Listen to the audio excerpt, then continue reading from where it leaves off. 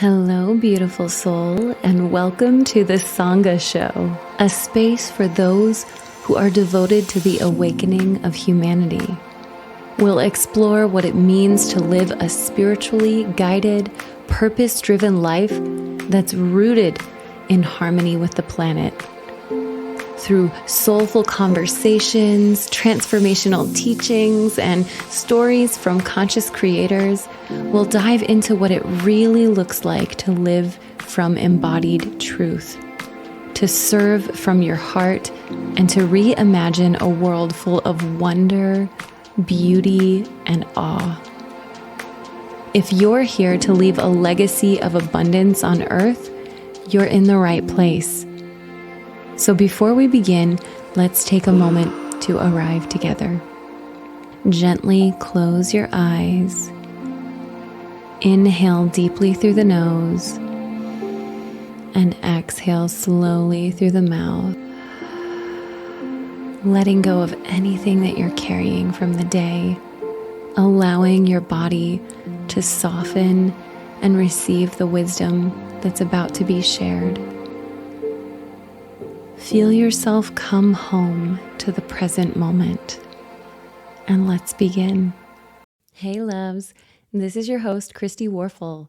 Welcome to this expansive conversation with Alex Buta. He's a visionary creator, transformational guide, and new earth architect. What began as just a spontaneous conversation with Alex and I, he was actually teaching me some of his tools for conscious creation, turned into a podcast episode recording and one of my favorites. So in this episode, Alex shares his 5 phases of conscious creation, moving from the unknown into our desires, into inspired action, and finally the process for integration and surrender. We will explore creativity as a sacred dance between our inner masculine and feminine. And if you've ever felt pulled to create something from your soul, but you've struggled with doubt, burnout, or external pressure, this conversation will meet you deeply with where you're at. Now, Alex and I didn't even start recording this. Again, we didn't have a plan to make this a podcast, so we didn't even start recording until he got into phase 1. So we're going to hit the ground running. Let's dive in. So, Alex, I'm wondering if you can start us off by speaking to what is this first phase of conscious creation? What's it all about? So the first one is explore and observe, which is the phase where we don't know who we are, we don't know why we're here, we don't know what we want. In the experiencing, where it brings you various ways of living and lifestyles to realize, okay, we don't want this. This doesn't resonate with me. My mom told me to do it this way, my school teacher told me to do it this way, or my guru told me to do it this way. But all of these things are just perspectives, and we don't feel really nourished.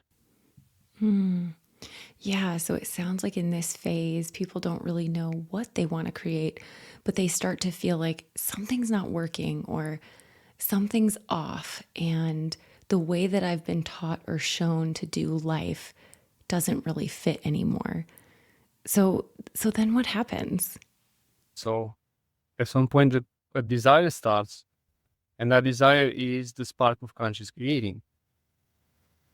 And that's the second phase, which I call desire and dream. Ooh, desire and dream. That sounds so fun. So this is where we feel our desires. Imagine, fascinated about it. What if I would do that? What if I would be like a world leader? What if I would be teaching violin? What if I write a book? What if I'm a coach? So we just feel into all of these. The sensor that tells us that's right for us is our excitement, right? The more it excites us, the more that desire is valued and true for us, and we want that. So many of us suppressed a lot in this life, our desires, in so many ways, from all kinds of, right, from economy, from religion, from patriarchy, however we see it, desire was suppressed, especially, I feel like it's such a feminine trait, desire, pleasure, sensuality, all of these things. And of course, we suppress the feminine side, not just the woman directly, but in us as men as well. So we are all kind of affected by what is desire. So you're saying that desire is a feminine quality, whether it's coming from a man or a woman, and that so many of us have suppressed feminine traits that we lose connection to our desire. So how does that look in real life? For example, there's one thing that really triggers me in Buddhism when they say that if you have desire, it's ego. I do not resonate with that. I'm not here to be a plant and not desire thing. You know, I'm here to do stuff and be immersed and create. That's why we're here for. We are starseeds. Many of us know that we have created a purpose here. Why would you be in a body and just try to get out of it? Like, it doesn't make sense. For me, it's about exploring deeper and desiring this and that. And okay, I don't like this. I like this. The whole playful journey in desire is the spark of any creation. So that's how I see it. And this is also basically the phase where we really manifest our reality, right? We're manifesting. That's where we bring it into the quantum, our visions, and really it's like quantum jelly, where everything it's right before it comes into the physical. So we can go as deep as possible into that. Is there anything that you could share about our desires connecting to the quantum field or this particular phase? What I felt from my journey is that I almost remade this life. It's almost predestined. The things and the events that happen in my life, with the people and synchronicities that come with, I'm like, I have created this already. Yeah. So when I tune into the quantum, what I'm doing is I'm tuning in the best version of me that exists within this universe, into this multiverse, right? From all the multi-parallel realities, and I'm calling in that version in this human body from all the possibilities. And that's how I create my own path and timeline ahead. And I feel like I know what that is intuitively. I feel what that is. So I'm bringing in those aspects. I call that manifestation. I am not interested to manifest a Ferrari or a house that is a specific thing. I'm just interested to connect with that version of me that is the most attuned, the most aligned with what Earth is going through right now, in us as humans go right now and support that, which is we call new Earth, new paradigm, however we define it. That is my ultimate desire, and I feel like this exists already. So I'm tuning into the quantum and extract that into the body. So it doesn't, so even the creation process in that sense is kind of predestined because all possibilities already exist. So the creation in that sense is a choice. I'm just going to go and grab that reality and bring it here. So we're almost like attuning ourselves to the highest possible timeline and then choosing to step in, connect, and relate to that version of ourselves. That's how I experience it. And it feels real for me when it's in the body, when I experience it as a well-being, as a good feeling.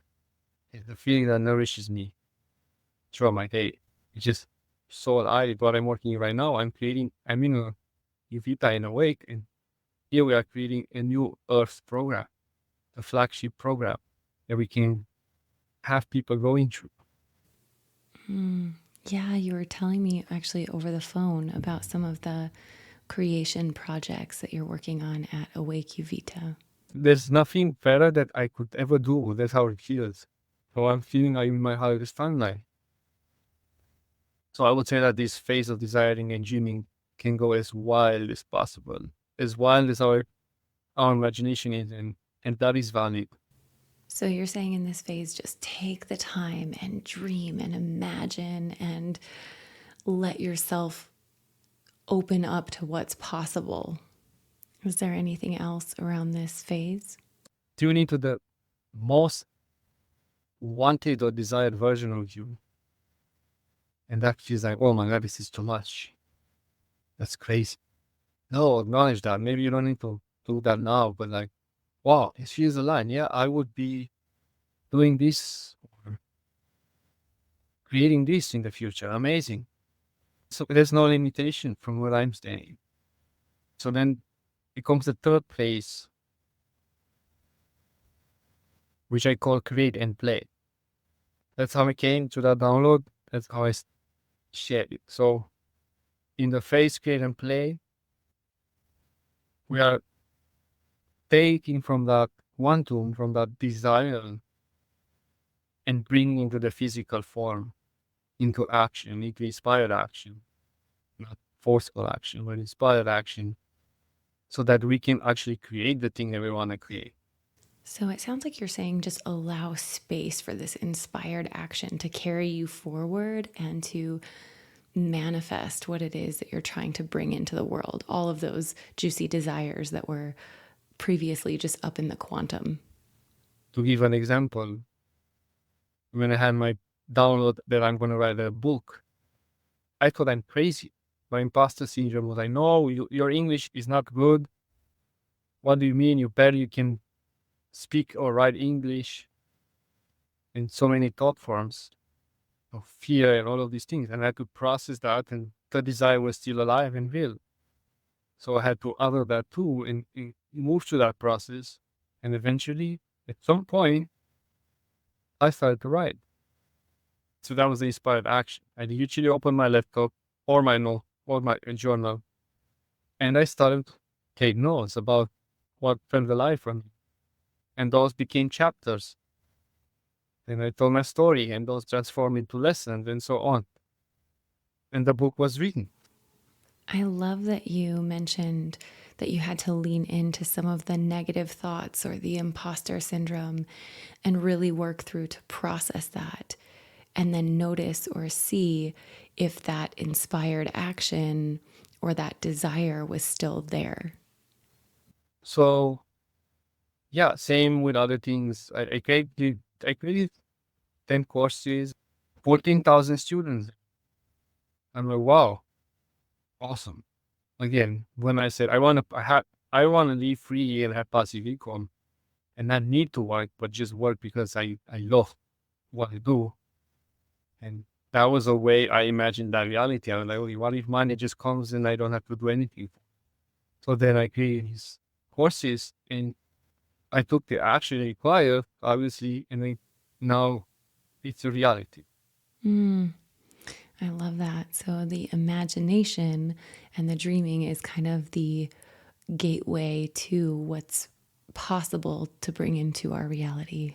Is there anything else about this phase that seems important to share? Yeah, the create and play phase is very much connected with our inner child. Beautiful. Yeah. And many of us, we know so much that we just don't know how to play anymore. Many people forgot how to be playful, forgot how to enjoy this beautiful experience. We see the bad side all the time. We are fed so much information that doesn't freaking matter. And it's not for that our highest, like family, friends, ancestral trauma, society, school, all of these are factors that really shut down our inner child. Yeah, it's so fascinating to me how many people have been cut off from it and don't even see the value of what it can really bring into your life to reconnect with that part of yourself. And then no wonder when you're in your 20s or 30s and you want to create something, there's a voice there who said, shut up, you're not worthy. You don't know how to do that. There's not enough skills. There's not enough talent. There's not enough la la la. La, la, la. Look at that person. They did it because la la la. You cannot. Narratives trained by the world, our experience to be against us, you know. Yeah. So you're saying that our experiences can create narratives that shut us down instead of open us up to these playful possibilities. And so we cannot listen purely to what the inner child wants. The inner child is so, I feel like the inner child is like the root of creativity, is the base, is the house where the creativity sits. And when that is suppressed, it comes either glimpses or just some little desires, and then we shut them down. And other times it's massive. And wow, I want to create this, and I'm so excited. Amazing. That means you're ready for that. And there's still some healing to do. There's still some inner child wants some attention. I want a cake today. I want a wine today. I want that. Like, or I want to just go out and be silly, or like, which is what I learned. I really learned that in order for me to actually relax into the creation process, no matter how big it is, I really have to give my inner child everything he wants. The love required, the hugs required, nature in the morning, river, naked in the river, whatever he needs. Sometimes it's like, I want some cake, I want some, even like things that are not ideal sometimes. Like, I want gluten, I want bread, I want cheese, I want eggs, and I had this, before I had this strong health, I was like a health, how to call it, enthusiast. But to an extreme. I've been raw vegan, I've been fruitarian for years, obsessed. And just to see how much energy I invested into that, now I'm like, you know what? Whatever. These bodies can process an amount of toxicity and a certain amount of things that are not necessarily in the highest alignment. You can handle that. If you keep it 80% and 20%, you can play it around and drink some wine, and like, you can smoke a cigar. You can, it's perfect. That's what I'm at with that. And I have different processes. Sometimes I'm like diving into detox. Other times I'm just not doing it and then I feel it. And that's okay. That's always attached to some emotion. And the more we heal the inner child, the more we liberate, activate him, the more energetic or creative power there is. Kind of excitement, unfiltered or raw, even insane at times. And people say all geniuses were somehow insane. They have some, right, like some story of insanity to them, or extreme. That's because they have no limitation to their imagination. This is why they created stuff. Oh, yeah. So many creators and inventors were just wild and out there and kind of did things their own way. Like it makes me think of Leonardo da Vinci. Tesla, Tesla created free Wi-Fi 100 years ago, and we barely touched upon it in the last 10, 15 years. And he created in an organic way, way more sustainable. So was he insane because we didn't understood? So you have to be willing to be misunderstood, it sounds like, and to really just trust, no matter where the inner journey takes you or what excites you, that that's what you need to lean into.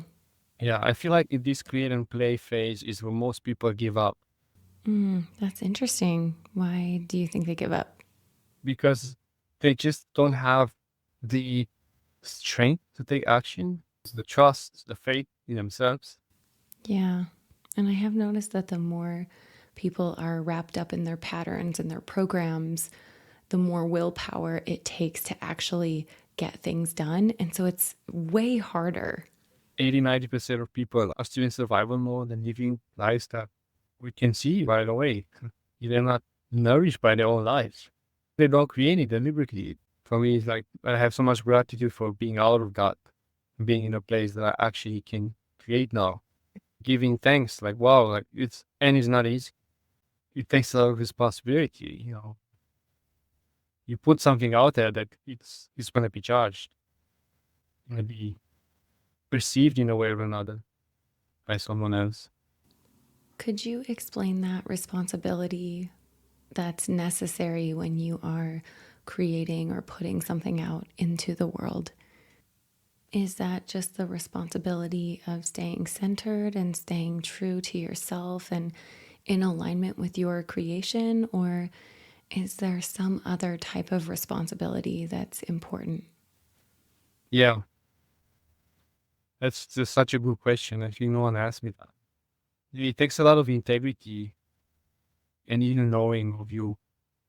That's why people are shaky and all over their place, because they create something and they get a feedback and, oh, maybe I should do it this way. Maybe I should change. Maybe my modality is not working. Stay a little bit longer and just share that and give you a little bit of space and time. You know that that's what is alive and shared alive for you. That's what you want, not anyone else. And it takes time to make something be excellent, right? And so much trial and error many times. So to be discerning and be responsible and in integrity with yourself in the process is something that it takes time to cultivate. Actually, it took me time to cultivate. Yeah. Wow. I have witnessed that before where people get so fixated on creating something for external validation or approval or to try to feel like they're doing something good, but it's not an inherent desire that comes from within them. And so or maybe they're creating something that's really outside of the foundation that they've built already, so they can't actually hold it and sustain it.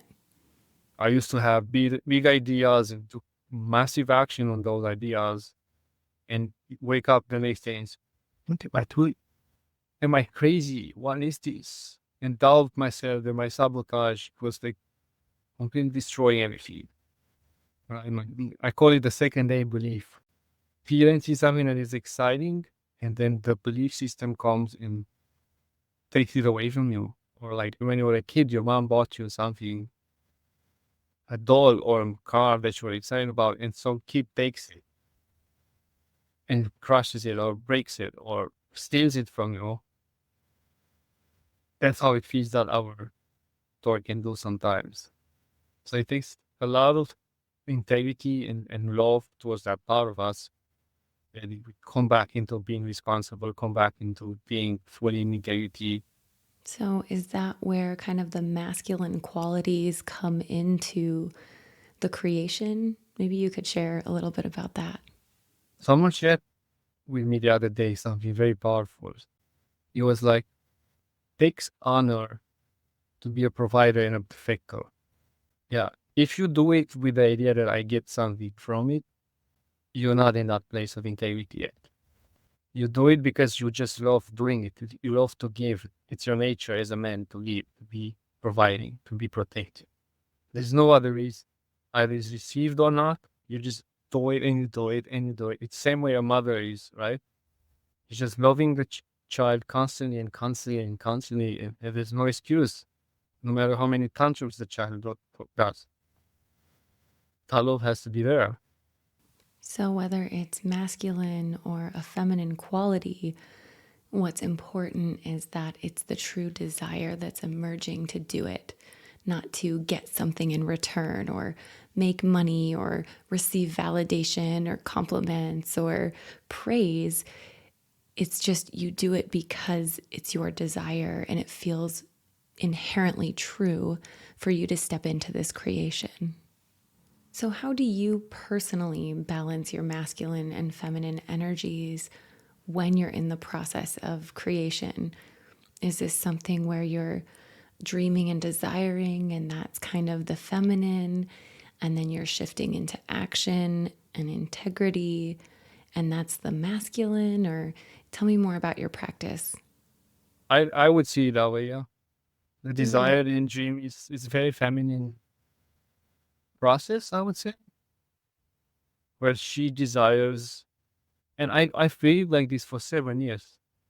I was mostly feminine in my way of creating, and I still am mostly feminine because I know that what I desire will come eventually. So while many brothers and or men, I can see how they action, action, action, hustle, action, and I'm like, and looking at them and they're like serious. They adopt because this takes a lot of nervous system strength to just go through the freaking discipline of action all the time. And I'm like, bro, relax.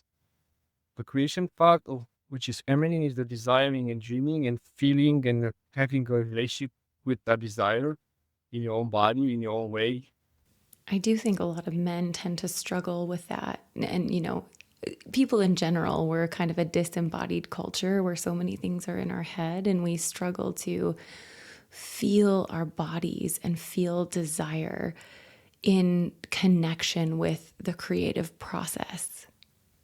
That's why sex magic and all of these tools support that. It's connected with our sexuality, right? So we all connect with that, with the desire in a sexual way. I see that every time when I'm having a project coming through, I feel way more sexual in my body.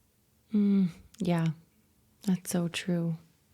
And I define that to be more like a feminine energy, like pleasure. I feel like, wow, pleasure with life, pleasure with everything, eating an apple.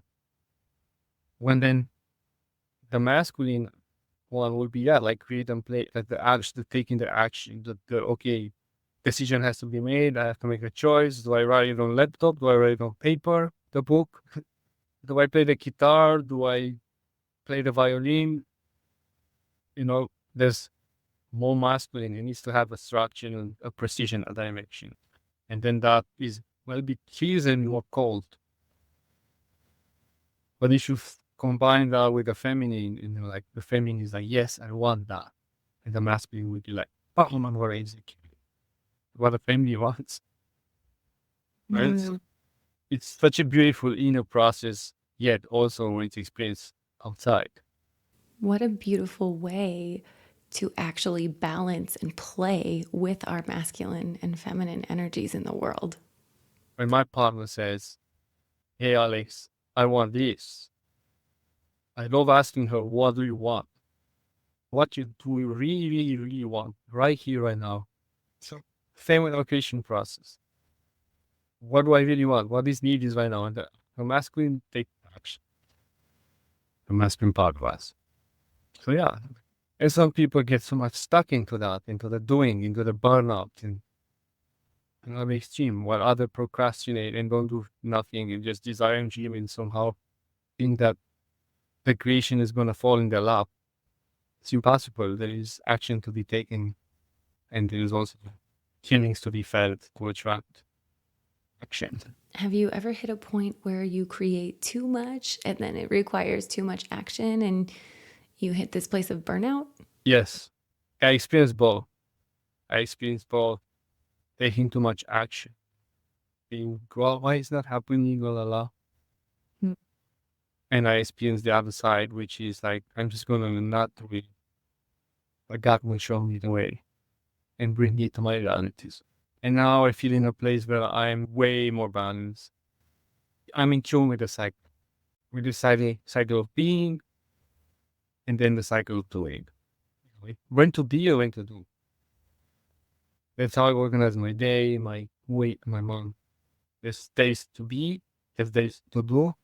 And within the day, there's like also mini cycles. In the morning, I'm doing 2 hours, and then I'm being 1 or 2 hours. Afternoon, the same thing, and being and doing nothing for 1 or 2 hours, and then I'm also again involved in the creation process. Wow. It is so inspiring to hear about how you kind of oscillate between being and doing, and you have been able to design your life in a way that you can be playful and create from inspired action. Unless my inner child is like, hey, I need attention. Don't forget about me, and then I have to tend to that. I have to just take care of that for me. I have a therapist that does, or I have a community all the time with me. That's so magical. And this journey community is the highest support. It's Mm. such empowering. If you are, I cannot believe how I tried to do it on my own for so many years. I only got so far. But community is just, okay. We just went into a meeting 2 hours. We lost track of time, just discussing possibilities and perspectives, and it's so much faster. Community is like an accelerator for creation. Yeah. So then we had the fourth phase, which is highly important. It's called integrate and detach. So this is part of the vision process where let's say we have created something. Let's say I finished writing my book. Now I need time to see how that makes me feel. What was that experience? How do I integrate that into my being, into what I mean, how I'm going to do things from now on? how would my life's going to change because I've created that. Oh, I love that. Who am I going to become because I created that? Yes. What do I learn from that journey? Where am I going to go next? How do I detach from it so that I'm not becoming the creation itself? I'm still the creator. And as the creator, I'm supposed to create. I'm not supposed to be the creation because that's temporary. So, how do I feel the beauty of the creation without being attached to it and holding on to it? Oh my God, I published a book. I'm an author. I'm an author. I want to be a best-selling author. All of these stories. I want to have so many sales. Sell my book millions of times. Be a New York seller, bestseller, and all of these stories that makes us really suffer and be attached to the process and not enjoy it. So this is why we need to integrate, take space a little bit, really feel how it is to birth that into the world. Same with a child. Same, how does it feel now? Where is my life? How is my life going to look like having a child, having a book, being a musician, having these podcasts, having these talks, speeches, whatever that is, and give it proper time to change who we are, because that's what happens with the time. It expands more who we are. If we don't do that, a perfect example of that is all the people in Hollywood who have been so fast reaching the top in whatever they were doing, either acting or singing or musicians or whatever, and the image they had of themselves was not properly processed. Their whole journey was not processed. They were all pushed. Hey, sign up this contract. I'm gonna get you $2 million. I'm gonna do that. I'm gonna la la la la la. So they just follow whatever flow comes. They don't even take space, and then all of a sudden you hear that they were on a dark journey. And they broke up either with their partners, or they were on a drug story, or they take 5 years of break from producing music because of some disaster that happened.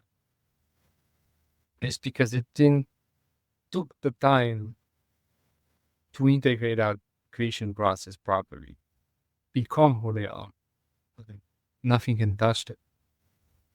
Imagine how much pressure you feel from the world when you're very famous and the world is constantly telling you who you are. Wow. Yeah, that makes so much sense with actors and actresses. And even myself, I've experienced that where I really need to anchor to who I am and how to stay connected to myself after I create something new so that I don't lose sight of the other parts of myself. Sometimes when we create something, it sort of takes over our life in a way. It gets, at what point do we have to say, this is too much? Like, I need to integrate and allow this to become a part of me so that I can also maintain the other parts of me that I had before this creation. Yeah, that's awesome. The only way to actually create something sustainable is when you allow it to integrate properly. And that is a continuous process. It takes sometimes 1 hour, sometimes 1 day, sometimes 1 month. It depends how much that was important for us. Sometimes you share a podcast about grief and how much loss you felt in your life, and that really touches deeper aspect. It requires time to see. You cannot go just from there into the next podcast. And so we have to honor the timing. But also then, if we know ourselves quite well, you and how we create, we can somehow have a control over that process. You will know how much you share so that your energy is in place. So create a new podcast next week and so on. So you deliver information in a way that is sustainable to you, and so that you can process it and integrate and implement the change and the action needed.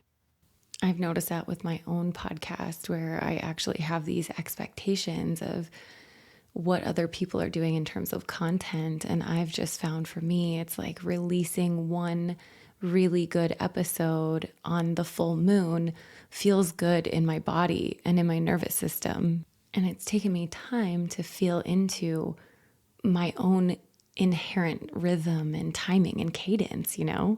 Otherwise, it's just chaos because someone who never been out there in the world who creates a podcast overnight and reaches, let's say, 1 million people, that person will have a different experience than someone who has been on stage, who has been out, who has been publicly outgoing or sharing himself or herself, and how that impacts. Absolutely. And I think that's so important that everyone is having their own experience. Everyone has their own past and their own skill sets that they're bringing to the table of what they're creating. But it's really all up to us to know when to put our foot on the gas, when to put our foot on the brakes, and how to really listen to our inner rhythm and when we've hit the point of overwhelm or when we're kind of underwhelmed and we need to kick it up. If we don't find a rhythm, then it just becomes chaos. And I think so many entrepreneurs, business owners have all this fire energy when they start a company, and it gets things rolling and it gets things off the ground, but they sort of are reacting and pushing and forcing. And then eventually they get to this place when the business is built and the structure is there. And they're like, ugh, I don't really like being a part of this environment that I created. Exactly. 100%. It relates so much. And it becomes a burden, your own creation process. Like, how do I deal with this? How do I process this? How do I deal with this amount of energy that comes towards me? Resistance. That's why we need time to digest and bring it into the body and then move on. And that's embodiment, that's integrity for me. That's what makes me so confident, easy, simple, steady. I know what I'm doing. I feel what I'm doing, and it's good for me. This way. But what I'm observing is that we all kind of attach. So it's not about not attaching. We will attach so freaking much every time. It's low, right? We are creating a connection with the project, with the person, with whatever is in the process. So there's a normal point of connecting that can be seen as an attachment.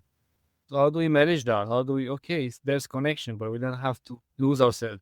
Again, we are creators. We're not the creation, and we are here to have fun. What's the point if we don't have fun? If we can't enjoy the journey, is you not worth it? This is why I didn't publish my book. I was pressured. I felt the pressure inside me. Why you need to publish it? It took you so much time, all of these stories and narratives. What kind of energy of survival and worthiness was to keep you and control this? And it took me even literally 6 months to neutralize that. And now I'm like, okay, now it's time to do it from a place of integrity. And you can do it with the pressure too. It's not like you can. The journey can be a little harsh on the nervous system and on your life and family and people. Well, yeah, I think that's so beautiful that this is a choice and you can create from rhythm and cadence and flow and self trust, or you can create from survival, scarcity, fear, and pressure. And think of and feel the effects on our family, our wife, our kids, the people around us, and how we are creating and cultivating moments with them along this journey. I prefer smooth and ease. I like to do things with ease. As much ease as possible, but doing it. Doing it with ease, but actually committing to the process and showing up. So, where do we go after integration? So then there's a last phase, which is this is the simplest possible and it's called repeat. All of these things we are doing continuously until we die and beyond. And that's what the whole universe does. That's what life does. It's constantly doing this and expanding through this, creating different ways and different stars and different planets and different constellations and galaxies. Universe is the same in our bodies, different cells and different organs. So this process never stops. So we have to give up on the idea that we will reach somewhere. And that is it.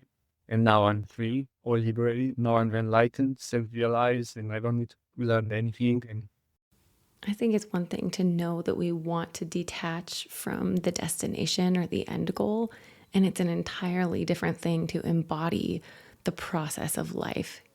Just until I can really do that and show that through my expression in my sharing in my service as much as I can. And imagine if we all feel this way or away from this place all the time. Yeah. We're celebrating constantly. We're just partying every day. And of course, even that doesn't mean that challenges don't arise. Right. That's kind of funny. I think some people think that once you have all the kinks ironed out and you're on your soul path and you're really creating from a place of desire, that you never face challenges. But to me, they don't feel like problems or obstacles.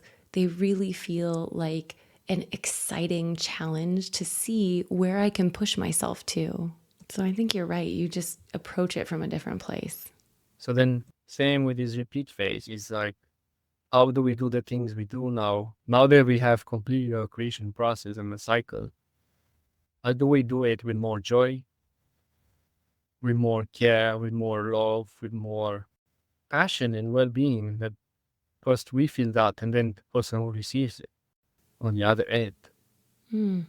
How do you celebrate what you create? That was a realization that I got from one of my mentors. He was like, "Bro, you're so resilient. You're doing so much. And do you enjoy yourself? Do you enjoy your growth? Do you enjoy your processes? Can you take a look at your year, count every progress you did in whatever area of your life? Just count that. Maybe you healed a little bit more this year. Maybe you made $100 more. If that's the case, it's still progress. Maybe you made someone more happier than last year, or you felt more happier." And I counted it, and I was like, wow, this year I made the most money.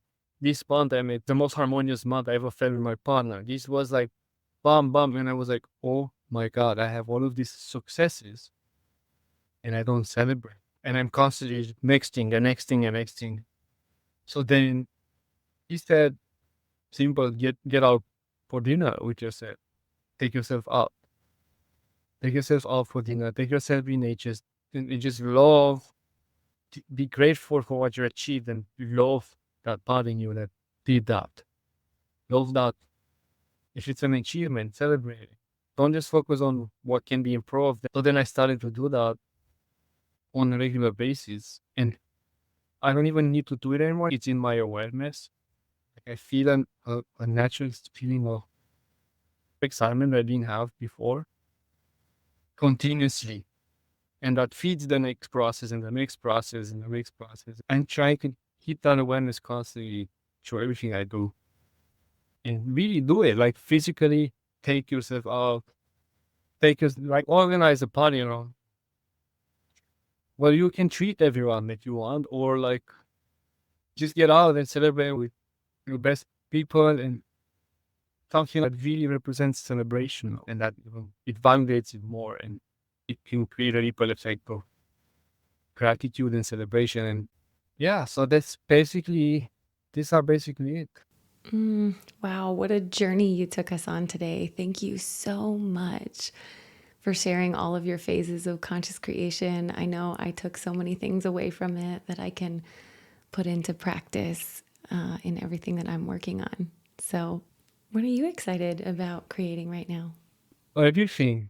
Having 9 projects at the same time, by creating a physical annual program for the community residential program. So, this is a New Earth residential program at Awake Uvita. What's that like? For powerful people to come and experience the gifts who they are, transform and really express themselves into the world. And that's one my book. I'm excited to publish that book. It's been such a journey. But mostly I'm excited about my music. I'm also a DJ, an extravagant DJ, and I'm also stepping into producing. I can choose. I'm feeding them as they come alive, and they feel like this is something I need to do. Yeah, wow. You just embody creation itself. So I love that. For those of you who are listening and you want to get to know Alex a little bit more, he just released his book and it is Be Nobody, Become Everything. And I believe it's available on many platforms, or they can find you on Instagram. So I will be sure to post all of your resources, website, and everything in the show notes below. And Alex, I just want to thank you so much for coming out and sharing time and space with me. My pleasure. My pleasure, and also my honor. It's been fun for me. Thank you for your beautiful energy. I feel your energy. I feel your excitement, like where you are, what you're doing. So Yeah, I've been so excited about everything I'm creating in this podcast, and I'm just so grateful for you. So we'll have to have you back again sometime soon. Thank you for sharing this moment with me on the show. I'm hoping that something you heard today will root deeper into your heart and ripple out into your life in ways you can't even imagine. If this episode moved you, inspired you, or brought you closer to your truth, I'd love for you to share it with someone you know, or leave a review to help this work reach more souls who are ready to awaken. And before we go about the rest of our day, let's take one last breath together. Inhale deeply into your heart. And exhale to send gratitude out to your entire body. Until next time, may you walk gently, live boldly, and trust in the wisdom of your heart.